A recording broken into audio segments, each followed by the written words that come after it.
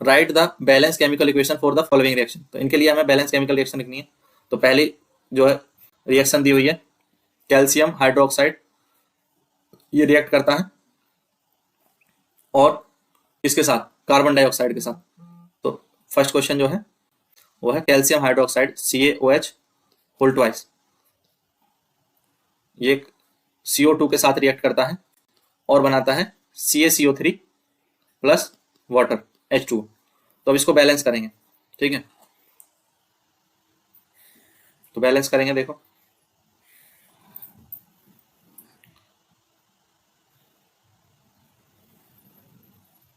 सबसे पहले कैल्शियम है, कार्बन है, ऑक्सीजन है, हाइड्रोजन है। मैंने एलिमेंट लिख लिए, बाकी के क्वेश्चन में बार बार बता चुका हूँ ऐसे क्यों करते हैं। टेबल बनाते हैं, रिएक्टेंट की साइड पर काउंट करेंगे और प्रोडक्ट की साइड पर इनको हम काउंट करेंगे। तो काउंट किया तो यहाँ पर कैल्शियम एक है, प्रोडक्ट की साइड पर एक है, ठीक है। यहाँ एक कार्बन है, एक सेकेंड, हाँ एक कार्बन है, इधर भी एक कार्बन है। ऑक्सीजन यहाँ 2 और 2 4 है, और यहाँ ऑक्सीजन 3 और 1 4 ही है, ठीक है। और हाइड्रोजन 2 है और यहाँ भी हाइड्रोजन 2 है। तो यानी हमारे जो एलिमेंट रिएक्टेंट और प्रोडक्ट में है वो चारों बराबर आ रहे हैं, चारों बराबर आ रहे हैं। तो इसका मतलब यही इक्वेशन हमारी बैलेंस केमिकल जो है इक्वेशन बन जाएगी। तो हम कह देंगे this is a balanced chemical equation. चाहे तो ऊपर वाली रिएक्शन को आप एक बार फिर से नीचे लिख देंगे, ठीक है। अब सेकंड क्वेश्चन को करते हैं।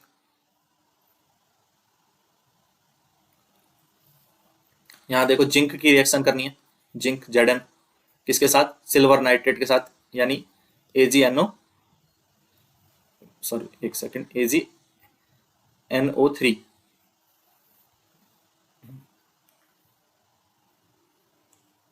AgNO3 ये हो गया सिल्वर नाइट्रेट, और रिएक्ट करके बनाता है zinc nitrate ZnNO3 plus silver, ठीक है, Ag ये बनता है। तो इसमें भी आप ऐसे ही चेक कर लेंगे। तो ये भी इक्वेशन क्या है, बैलेंस ही है वैसे ये इक्वेशन, यहाँ पर हमें बैलेंस करने की जरूरत नहीं पड़ेगी। तो इसमें Zn है, Ag है, नाइट्रोजन है, N है और O है, ठीक है। तो देखिए रिएक्टेंट की साइड पर कितने हैं और प्रोडक्ट की साइड पर कितने हैं ये लिख लेंगे। तो जिंक यहाँ 1 है और सिल्वर 1 है, नाइट्रोजन 1 है, ऑक्सीजन 3 है। प्रोडक्ट की साइड पर जिंक 1 है, सिल्वर 1 है, नाइट्रोजन 1 है, ऑक्सीजन 3 है, यानी ये सभी बराबर हैं। तो कह देंगे this is a balanced chemical equation. Clear. Third question को देखते हैं।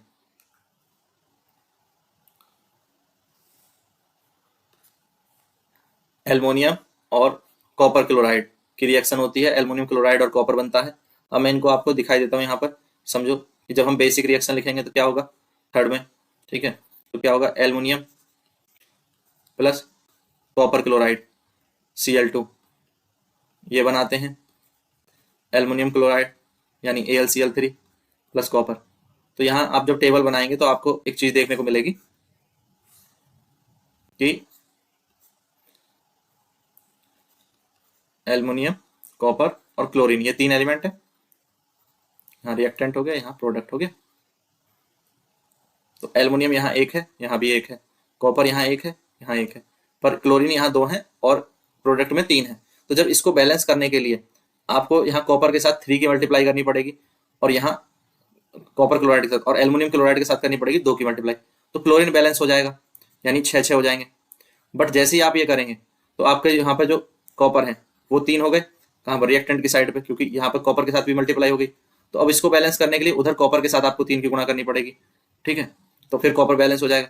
और आपने क्योंकि इधर 2 की मल्टीप्लाई करी है एल्युमिनियम के साथ, तो प्रोडक्ट की साइड पर 2 एल्युमिनियम हो गए थे, तो उनको बैलेंस करने के लिए फिर रिएक्टेंट में एल्युमिनियम के साथ 2 की मल्टीप्लाई करनी पड़ेगी। और इस तरह से आपकी बैलेंस जो केमिकल इक्वेशन है वो बन जाएगी 2Al प्लस 3CuCl2 और is equal to 2AlCl3 plus 3Cu, ठीक है।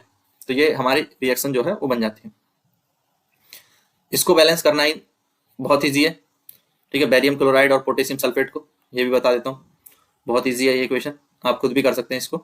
तो यहाँ पर बैरियम क्लोराइड यानी BaCl2, फॉर्मूले तो हमें लिखने होंगे। Potassium sulphate K2SO4, barium sulphate BaSO4 और बनता है पोटेशियम क्लोराइड यानी KCl।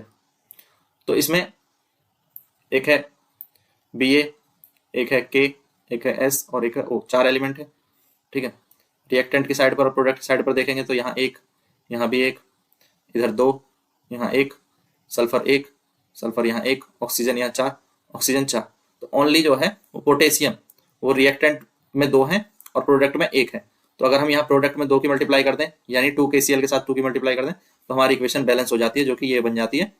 तो इस तरह से आप जो है इसको बैलेंस कर लेंगे। क्लियर है? तो इस तरह से आपको इस क्वेश्चन का आंसर करना था।